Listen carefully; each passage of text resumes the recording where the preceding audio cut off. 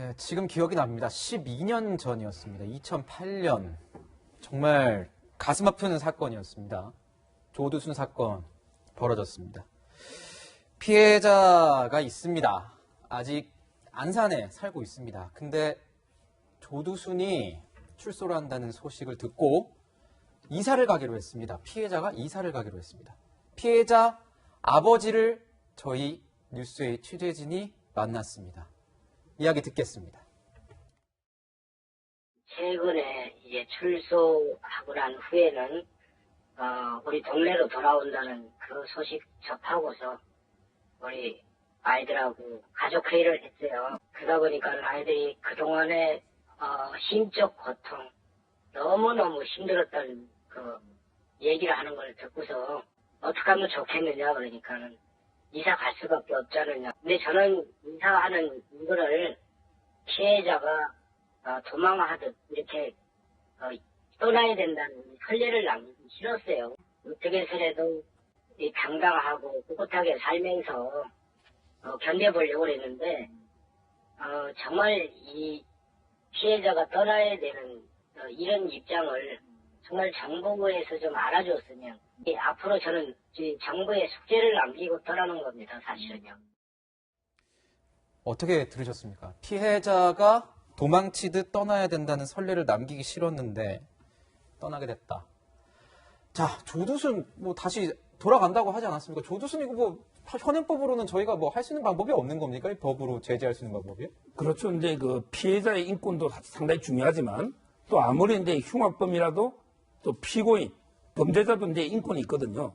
그 점에서 이제 어떤 분은 영구 격리가 안 되는가 이런 이게 논의도 있지만 실제 우리 법에는 이제 그 일사부절이 이걸 이제 영미법에서는 이중위험 금지 원칙이랍니다. 일사부절이 이미 12년형을 처벌받았는데 또 이게 영구 격리하는 게 과연 법적으로 되는가 이런 데 논의가 있고요. 그래서 저는 가장 현실적으로 할 수 있는 거는 이제 지금 법무부에서 추진하는 게 맞다 봐요. 뭐냐면 이제 1대1로 감찰관을 이렇게 보호 관찰을 해서 계속 감시를 한다든지 또는 이제 24시간 위치 추적 이런 이제 그 보안 관찰은 가능하기 때문에 이런 이제 절충적인 좀 방법을 해야지 무조건 이게 영구 격리하거나 아니면 이제 조두순도 또 거주 이전의 자유가 있잖아요. 네. 무조건 이게 안산을 떠나라. 이것도 이게 법적으로 좀 어렵기 때문에 지금 현재 그 법무부가 추진하는 안이 현실적이다. 이렇게 저는 봅니다. 네.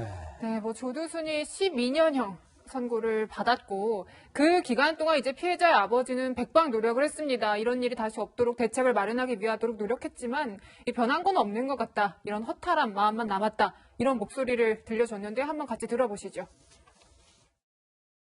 제가 12년 동안 목청 높이면서 제발 좀 아이들이 아프지 않은 세상 또 어떻게 하면은 범죄를 더 줄일까 하는 방법을 좀 대책을 세워달라고 그렇게 요청을 하면서 인터뷰를 했는데 막 크게 변화된 것이 없다고 저는 그렇게 몸소 느끼고 있습니다. 정말 이 아픈 상처를 가지고 있는 당사자나 가족들은요 하루하루 드는 게 정말 악몽입니다. 그걸 좀 국회나 아니면 정부에서 헤아려 줬으면 좋겠어요. 네, 정말 악몽이다. 이런 표현이 안타까운데, 그러니까 평론가님 지금 12년 동안도 잘 제대로 진행이 되지 않았다, 대책 마련이 되지 않았다 이런 호소 속에서 우리가 앞으로 어떤 제2의 조두순을 막기 위해서 생각해 볼 수 있는 법안이나 진행되는 건 없을까요?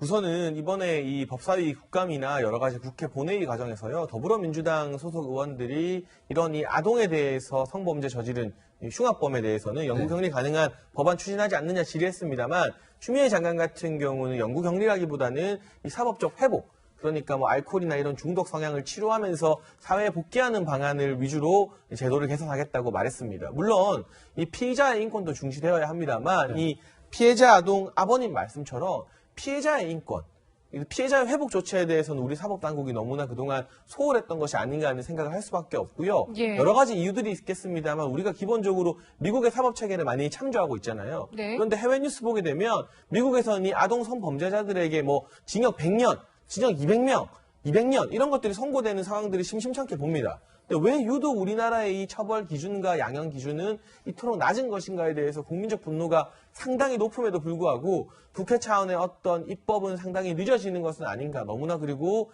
이 처벌 수위를 계속해서 낮게 잡고 있는 것이 아닌가 하는 부분에 대해 법을 만드는 분들, 판사의 판결 이전에 처벌 기준을 만드는 분들인 국회의원들의 조금 더 진지한 고민이 필요해 보이는 시점 같습니다. 네, 이 피해자 아버지의 저희가 목소리를 전 다 들어봤습니다. 거기에 이런 얘기도 있습니다. 안산 주민들께 오히려 미안하다는 얘기를 하더라고요.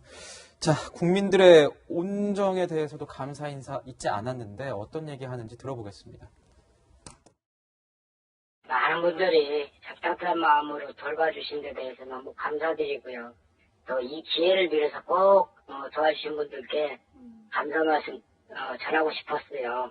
그리고 참 도와주시지 않았다면은 이사는 가야 되는 형편에서 막 고민을 상당히 많이 하고 있었는데 따뜻한 온정 감사하게 받았습니다. 이제는 우리 아이와 우리 가족들이 치유에 전념하기 위해서라도 이제는 인터뷰도 좀 사양하고 잊혀지고 싶은 그런 생각이에요. 그렇게 좀 이해해 주시면 감사하겠습니다. 아유, 마음이 너무 아프네요. 그랬는데, 눈물이 날 것 같은데, 이 세상에는 정말 많은 조두순들이 남아있지 않겠습니까?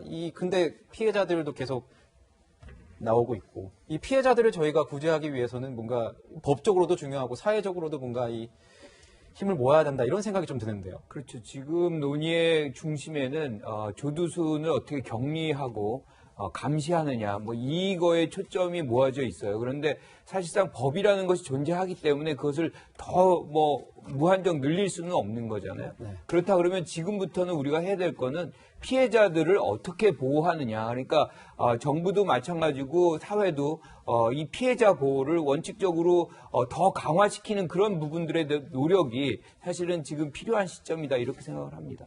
네, 피해자를 보호하고 또 제2의 조두순을 막기 위해서라도 관련 대책은 반드시 만들어줘야겠습니다. 네.